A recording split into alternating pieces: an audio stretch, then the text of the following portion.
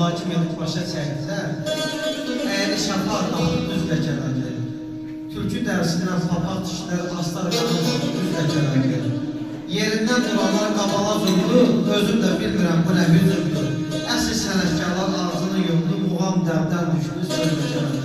Amma Allah'a şükür olsun, Allah dövlətimizi var eləsin. Allah sizin kimi aqil, arif insanlar var eləsin ki, muğamız dəvdən düşmür. Hər zaman belə gözəl günlerde olasınız, Allah sizlere var eləsin. Eşq olsun sizlərə. O da qeyd edin ki, şair deyir ki, Sobanoğlu ləqəbində bir şair olur. Bir beytində deyir, Sobanoğlu körür verdi boşluğa, bəxti çıxdı qaranlıqdan işığa. Qazandığınız qismət olsun, biz aşığa da hakimə də həcmə düşməsin. Eşq olsun sizlərə. Ən satın qəzəllərdən bəxtin qana düşür. Orada bir qəzəl var. Mənim ustadım Xalqarsı Zabit Nəmzadə olur. Müayim muğamında bu qəzəli keçmişdik. Xəlqin imanını gəlmək üçün də şeytan aparır. O pəri çöhrənələrdir ki, bəs iman aparır. İndi isə mən o qəzəli Seyyah muğamında oxuyacağım. Allah hər bir var qızım. Çox sağ olun.